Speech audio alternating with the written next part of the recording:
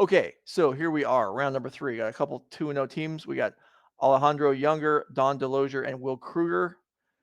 Some recognizable names there. Will Krueger was the NRG MVP last year. Don Delozier we had on camera, I believe, last month. The other side, some more names that if you're regular viewers of Nerd Rage coverage, you will recognize: Dominick, Paolercio, Skyler, Warfield, and Ethan Kummins. So we're going to be watching Selesnya Company and Mono White in Pioneer to kick things off. And what? Look at that. If we get the Legacy later in the round, there's an Elves deck. I'm excited for that. But for now, Joe, how does this work? Like, this is 2 beatdown decks going at each other. So first of all, to get a better understanding, who's the beatdown, who's the control deck in this?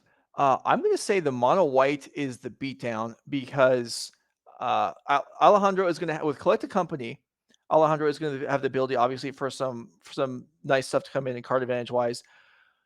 Mono White's creatures are probably going to be smaller, but with Thalia's Lieutenant pumping up the board, the ability of the creatures to grow is significant, as well as Luminarch Aspirant. I'm assuming that's in the deck also. Both of these decks are going to have some hate bears that aren't going to actually do much hating in this format, in this matchup, but at least Thalia has first strike, so that's something. And we're on the board first with Alejandro with the Bodyguard. This is a card that it's a 2-1 for 1, so it's a Savannah line. When you play it on turn 1, it's just a Savannah line. Later in the game, it can do more. And there is an Adeline in Alejandro's hand, which is a huge beater. There's a Thalia's Lieutenant. Okay, I believe the names are reversed. Yeah, I just noticed as well. Or So the we have Mono reversed. White on the left and Selesnya Company on the right side. So this is a pretty big war. It has the potential to become a pretty big wolf, right? Starts out as a 3/3, turns into a 5/3 with trample later on. It does. But not forever. So you gotta, okay, interesting. Yeah, and here's an Adeline. So this creature is so, I've really gained a lot of appreciation for this card. This is a X4, where X is the number of creatures you have, and whenever you attack with any creature, you get a 1/1 attacking token. So you can see here, the wolf attacks, and Adeline creates a 1/1 attacker, and Thalia's Lieutenant just lets it go through because it doesn't want to trade. So I've already, Alejandro's in for a pretty big attack, and then the werewolf will start drawing cards, and things will just snowball. So Dominick really needs to have a good start here to catch up, because this is turn 3 Adeline is about as good as it gets. This is a Hopeless Initiate, I think. Looks like it, right? For Dominick, which is a 1/2, which is just not going to do a whole lot right now. Yeah, but you get to, I think, destroy artifacts and enchantments. Is there anything on the Selesnya board that you would even want to... Like, it feels like the Selesnya deck, or rather the Mono White Humans deck and the Selesnya deck feel like the Humans deck of the format, right? It's just like a bunch of creatures. In one of the decks for Collected Company, the other one is using like Brave the Elements as their only spell. This is some serious magic. I feel like whenever these heavy creature decks clash into each other, like, you could lose the game on like one tiny tactical decision where you make a wrong attack, you lose one of your creatures, and then it completely snowballs out of control as your opponent gets to crack back, and then you don't have like any good turns left. This could be dangerous. Yeah, no, you're right to mention Brave the Elements. So Alejandro is certainly incentivized if we end up in a scenario where the players are racing to hold back a green and a white blocker, if possible, so that at least something can block on Brave the Elements. It doesn't just let the whole team through. So we see Company here bring in Thalia, and I can't tell what the other card is up top. Charming Prince, or... Oh, okay. Oh, that's what looking at the top of the deck was. That was the scrying. All right. So this Adeline is... This draws a card, right? Pretty big, yes. The werewolf will attack, make a token, draw a card, because 6 power is attacking. In fact, the Adeline by itself is 6 power. I'm pretty sure I lost against Adeline the other day in Legacy, but that's a different story. Really? Well, this is certainly a big swing in here. So several creatures die from Alejandro's side, but yeah, picked up a card and still has the biggest thing on the board. And yeah, Dominick missing a land drop here is the issue. Yeah, another Bodyguard. So this one actually is more relevant because it can now sacrifice to give its chosen creature indestructible. I assume Thalia's Lieutenant is the choice. Maybe we can find out. I would guess so, right? Yeah. I mean, there's not too much value in the other guy. And here is 2 Thalia's Lieutenants from Alejandro, and Dominick's like, yeah, even if I had 4 land, I might not be able to keep up with that, but with 2 land, it's not even close. So Alejandro picks up game number 1, and we are going to rotate to a different match. Yeah. Modern it is, as Legacy is shuffling right now. So Skyler Warfield on the left versus Don Delozier on the right. Living End versus another 4-color Yorion deck.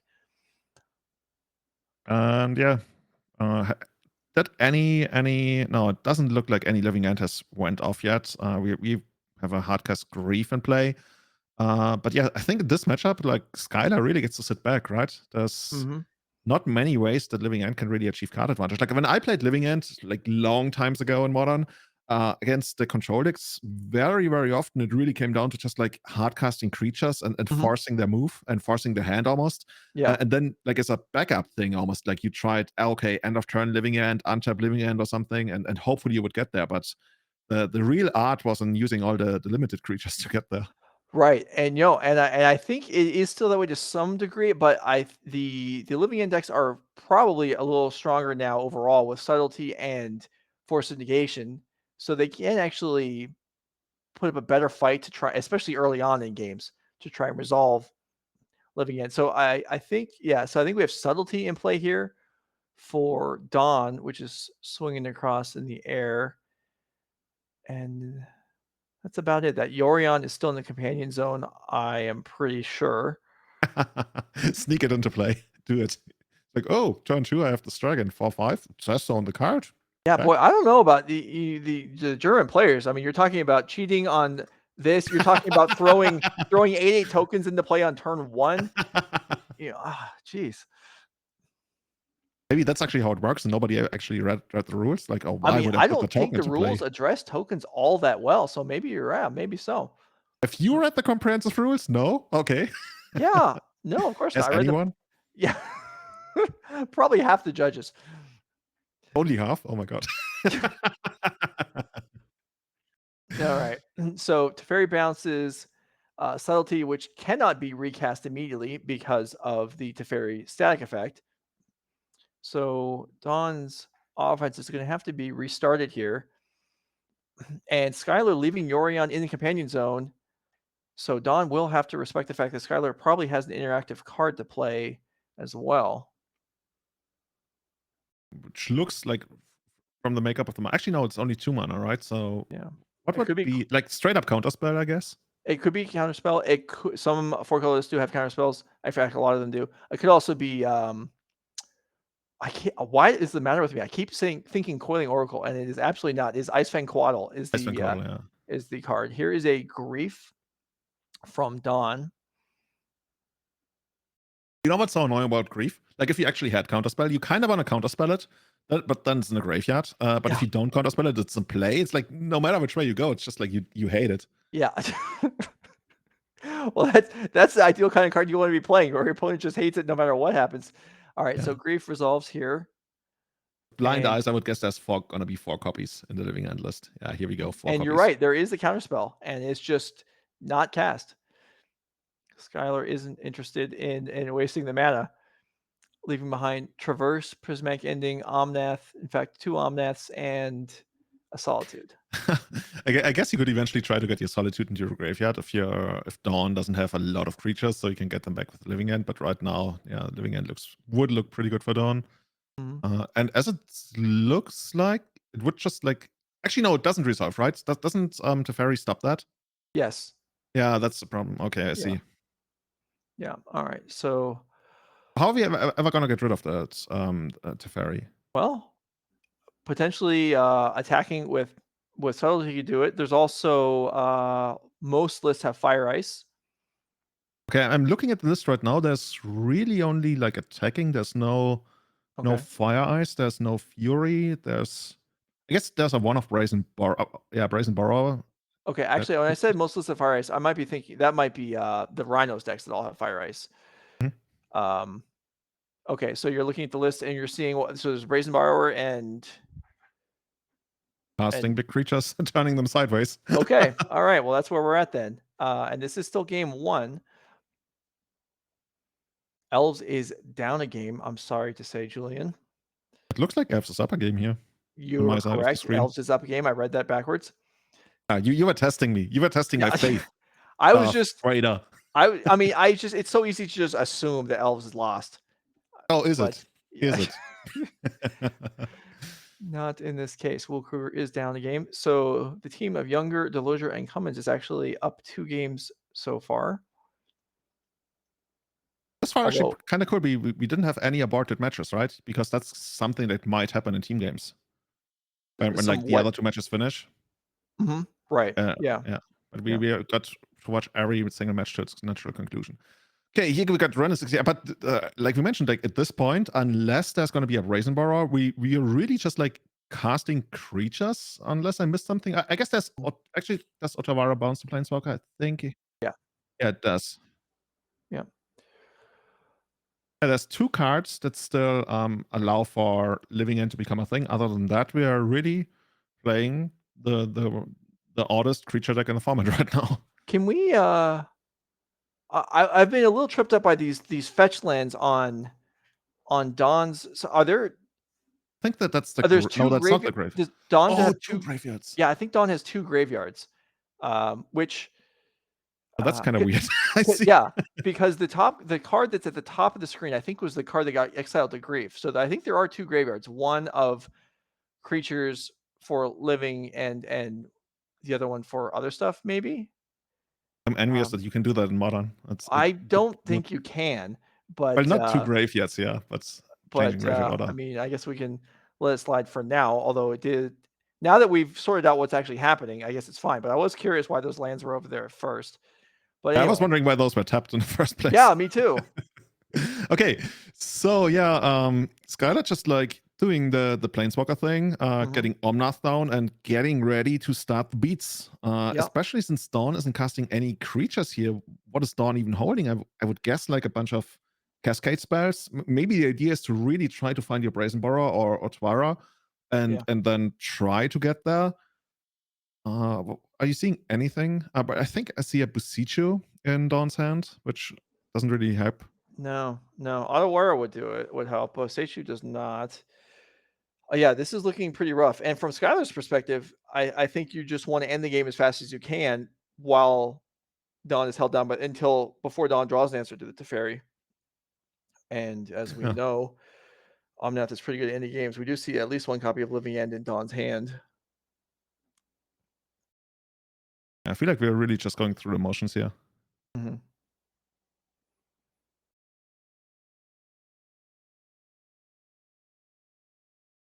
It's very much a lot to a little. There's a living hand in Dawn's hand. Oh, Legacy already going to game 3, maybe. Oh no, I guess they're shuffling up right now. Yeah, that was quick. We are still in the Yeah. first game here on this side.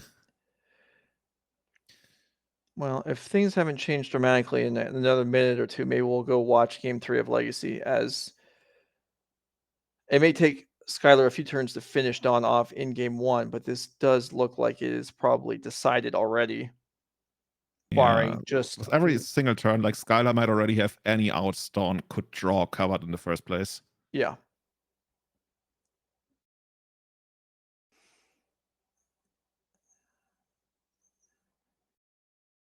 Yorion picked up. Turn goes over to Dawn, draws a grief. Yeah, you basically like you could technically try to assemble critical mass, I guess, and then go for it by hopefully having drawn your out, throw out all your discard spells like Dawn is doing right here, and then use your last bit of mana to cascade into a Living End, and hopefully that's good enough. But even then, I don't know if Skylar has something like Supreme Verdict in hand. Probably not. Yeah, but Probably not even in the then, deck. it's not. I mean, there are a lot of creatures in Dawn's graveyard. Skylar has a couple in the graveyard too. I think I see at least a Solitude and a Subtlety. Or I'm sorry, that's a counterspell. So it's just at least a Solitude. But debating on this grief, we saw the last grief resolve even with counterspell in hand. This time, something's going to happen in response. And this is a instant speed traverse by way of Teferi for an Oh, endurance. And you know, that's that nice. endurance might just like get the scoop. Yeah, and it does. All right. So Skyler picks up game 1, and Paolercio, Warfield, and Krueger do Oh boy, I'm one excited. of the first 3 games. And yeah, okay, so here we go. This is the new legacy list. This is the one that Newton has pioneered with 4 copies of Fiend Artisan. This is, at this point, we've arrived at full mid-range elves. I don't know if you're looking at the deck list right now, but we I cut. am not. But why don't you, for people at home that can't see it anyway, why don't you highlight what is not in the deck to make room for Fiend Artisan? I think the biggest thing that we cut is Glimpse of Nature by now. There's no Wow. Glimpse of Nature left in this version of elves, at least. And I think it makes sense. It makes sense. The deck is so busy, like just gaining incremental, tiny little advantages through creatures, that it doesn't really have the, I want to say, space left for more engine pieces. Like we have Natural Order, which doesn't really do all that much on its own. We have Glimpse of Nature, which also like requires some kind of setup. We have Fiend Artisan, which doesn't really do anything. Basically, this town is too small for 3 engine nerfs. And once Fiend Artisan became a card, Glimpse had to go. And that's the whole idea behind it. Sometimes people even cut a Visionary here. Something I've discussed with Newton, I think that's he recently played, was even cutting Heritage Druids, if not all 3, I think at least 2, and adding more Llanowar Elves and Fintron Elves and even Elvish Mystics to the deck, just so you What can is happening? Hold on. Yeah. Mana Elves in Elves? That hasn't been a thing for like years. Well, times are changing. Times I are changing guess. big time in elves these days. And Yeah.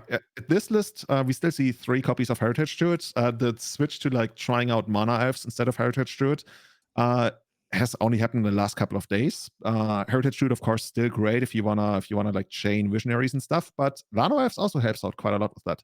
And with that being said, so yeah, Will Krueger is trying to do his best by basically doing what Elves hates the most: turn 1 Delver, turn 2 Delver. This is like, for everything we have, we really have very few ways to compete with flying creatures. And yeah, we have endurance, but as you can see, we're still like at least 1 mana away from it. There's 2 more on the sideboard, and then we have 2 Shriekmaws, which also helps. So one thing elves, of course, can't do as well anymore is closing out games quickly outside of Natural Order. You guys are out of your Shriekmaw. Come on. You love to see it, right? Oh, that is pretty wild. Let's pop up Shriekmaw on the screen if we have it available. Limited all-star from my youth. There's even Grist in hand. Okay. So Grist we could always use to basically trade your Heritage Druid for one of the divers. Okay, so this looks pretty clear to me that we might have Endurance. On the other hand, I think I would have played it main phase. So now there's like potentially the chance of like Lightning Bolt on Shepherd and then something like Force. But Ethan might have his reasons. I For wonder. example, Oh, another yeah. submerge from Will. So yeah, I wonder if the plan was not to play it until combat, but then when the Delver revealed the force, Ethan decided, well, I have to do it now. Okay, so Will Krueger on 5 cards is doing everything he can here to minimize Ethan's board. Yeah, and Will knows what's up, right? I think you mentioned that Will had to mulligan to 5.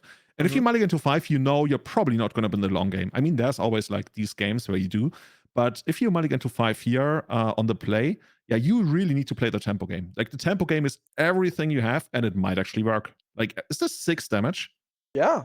No, this 6 is, I damage? mean, Ethan down to 3, literally. And see, this is one of the things where you are like, you can't go glimpse win the game here. I mean, it's probably already like super. Oh my God. Oh my God. whoa. Sorry for Ethan, but that was Quite a beating exactly what you there. needed. Yeah. Wow. That was a fork bolt after 2 submerges and a force pitching at counterbalance, which got boarded in. So yeah, Will Krueger does not care about being 2 cards down, takes it down. And here we go. Here is a bunch of counters. We see extraction specialists on both sides. Let's bring up extraction specialist. We've got Adeline on one side. And This is the kind of game plan that, like, this is combat math in its purest form, right? yes, it certainly is. So tell me, Joe, what's the best attack here? Well, God, so there's Extraction Specialist. You can see it. There's one on both sides. This is a fantastic card in these matchups where you bring back a creature that's died or traded, and even though it's unable to interact while the Extraction Specialist is still alive, but if you're bringing back Charming Prince or bringing back Thassa's Lieutenant, I mean, you can get massive advantage out of this. Oh, okay. I see. I see. The idea is like you bring in a Charming Prince and then. Oh, okay. Yeah, the Charming Prince can blink and reset things and reactivate itself. It is very, This very almost feels like strong. something I want to do in Legacy. Yeah, this is very cool stuff. I mean, there's a human stack in Legacy. It doesn't really see a lot of play these days, even though it didn't really, I think, lose a lot. But yeah. Oh, but this is quite the overwhelm. I've never seen this many dice on a single board in years. Okay, Does so we got anybody in chat know what the best attack here is? Let us know.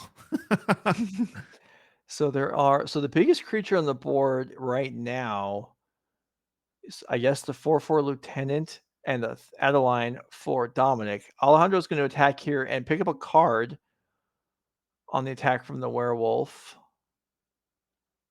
which also has the ability to pump. So there's the draw. You know, I wonder if this is just like eventually going to be a game that's going to be decided by Brave the Elements. It reminds me a lot of some people might remember Reverend Mantra in Mercadian Masked Block, where everybody just like played Rebels. Nobody had any good attacks, and eventually you played Reverend Mantra, gave all of your creatures protection from white, and you cracked them for lethal.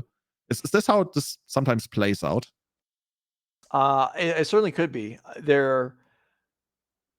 There's only the one green creature in play for Alejandro, and it is going to die this turn.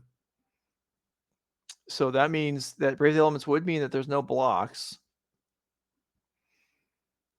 There's also a Chef at Dunes for Dominick, so he has the ability to pump his creatures up at some point if he chooses.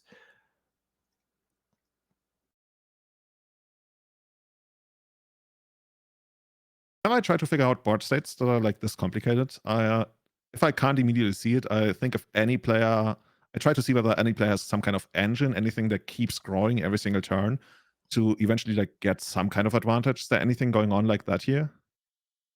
Well, there was the werewolf that could draw cards, but that is now gone. So we've got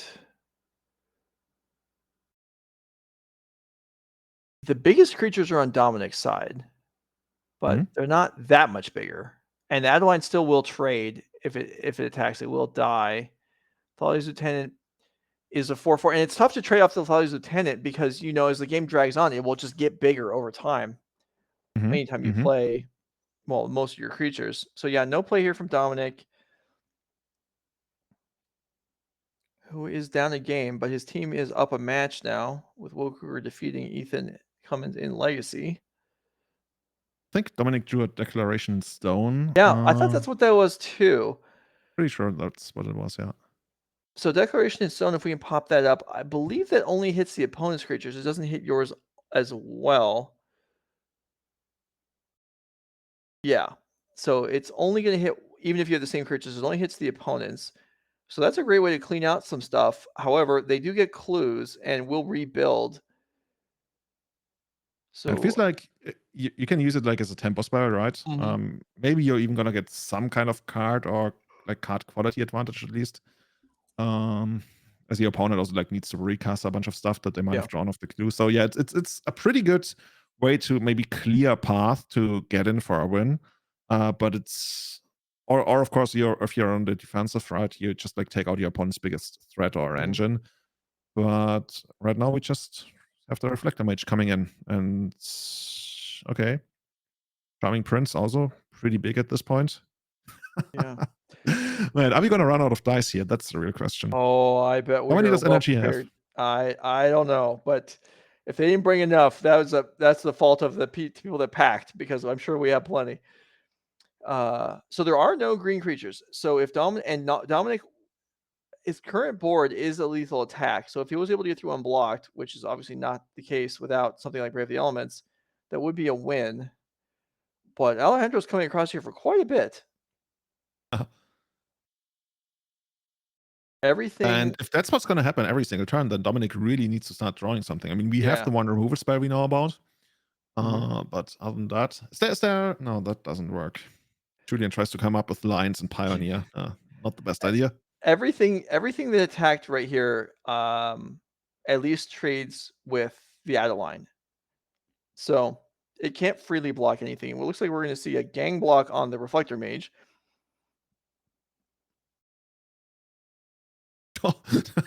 That's quite the gang. I'm Yeah. gonna throw all 4 of them into it. It's like, come on, we really, really need to stop this Reflector Mage. Yeah, and that's just like Reflector Mage is not even about the body; it's about the effect, the trigger, and yet now it's a 4/5. See, this is how big Snapcaster Mage would need to be in order to Yeah. play again. So Torrential Gearhulk then is what you're saying. If can we play Hey, Torrential Gearhulk? figured it out. Maybe we should. I love kind of MTG's comment in chat. I legit have no idea what is going on. Well, Dominick is trying to figure out. Maybe they're not playing a game. Maybe they're just like trading cards. You're on the wrong table. Like, okay, I'm gonna value this as like a $3 card. And like, okay, I got the these dice are? $1 cards. Yeah. Like, okay, I got these lands. Maybe you got some of those. Yeah. Oh, okay, no. Okay, we will trade. Are you okay with the trade? Yeah, I will take this one. Fine.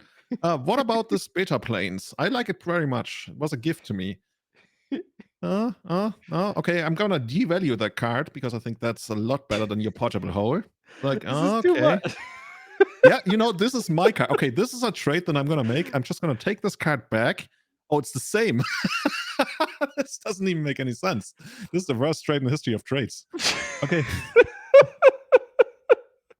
Somehow Dominick like cheated Alejandro out of a portable hole. It's like, okay. I got your portable hole, you get nothing. Yeah, Alejandro even can't believe it. It's like counting the lands again. Like, okay, well, I guess my creature is a lot less worth. Okay. Oh, give me back the portable hole. No, I'm gonna put that back into the binder. Oh, where did it go? It's in the binder now. Okay. Oh, this one. You wanted this one? Sure. Yeah. Let's check. Let's check. I want this one. Okay, never mind. Okay. Everything goes back to the binder. I think there's no trades happening today. All right. Well, as long as both players are happy, I guess it's fine. And Adeline did die. In fact, Dominick took a bunch of damage as well. And now there are an alpha attack from Alejandro next turn would actually force a number of blocks. Oh, another portable hole. That's pretty good. Yeah, and is that 2 Thalia's lieutenants on Alejandro's side? Because we could take out both now. Yeah. Okay. And that's a clear path to attack. And I mean, it might not be needed anymore, but pretty close. It does clear a lot. And all the lands are tapped. So let's see. How much damage is actually available here? 2, 4, 5, 6. Looks like, I think 10, which is actually not enough. At the And moment. then Alejandro hits back for how much? Currently, it looks like 10 as well. Oh, that's too much. Yeah. We need lifelink. Can we get lifelink in here? Oh, we have a blocker. We do have some lifelink. Extraction Specialist does have lifelink. So Dominick, I think, is going to gain 4 here. And then Alejandro will untap with 2 clues. So 4 mana to cash in, but that won't leave him much left to resolve anything. This was a nice sequence from Dom. The last couple turns definitely cleared the board a little bit, but the outcome I would say is still very much in doubt. Is it really?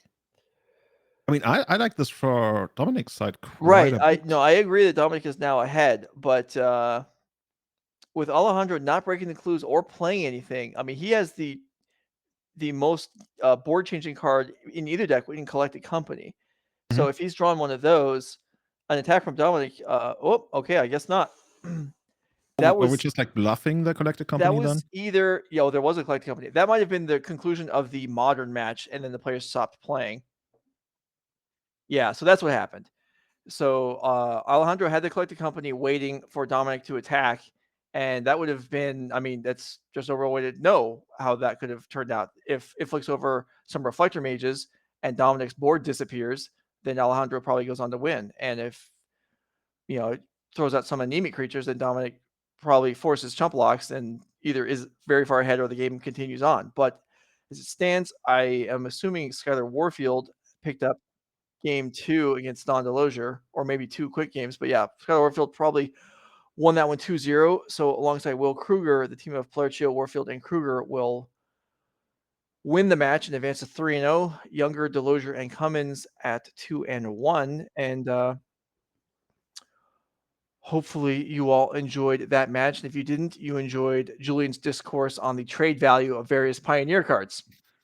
Yeah, I'm an expert on that. Hit me up. Twitter Yeah. at Julian23. Yeah, no. Send me your screenshots of your Pioneer trades, and I will tell you which cards to get and which ones to portable hold. Dude, that your Twitter account's gonna like double tomorrow. Off I of should this. charge people. Isn't there like a thing that you can like make your Twitter account a premium subscription service or something? I mean, well, there's like grading services. Like What, they on have great Twitter? cards. Yeah, no, not on Twitter, but It's like, send me a screenshot. I'm gonna grade this. Oh, this yeah. is poor. Well, This no, is like you're near gonna grade mint. their trade. I mean, they get paid to grade cards. You can get paid to grade trades. Why not? It's the same thing. No problem. Anyway, all right, we're gonna go to a break now. We'll be back with more of Julian and his commentary, his insightful commentary on Legacy, and his whimsical takes on Pioneer trade values. We'll be back in a few minutes. Thanks for being here. This is NRG Gaming. Stick around. We'll be back.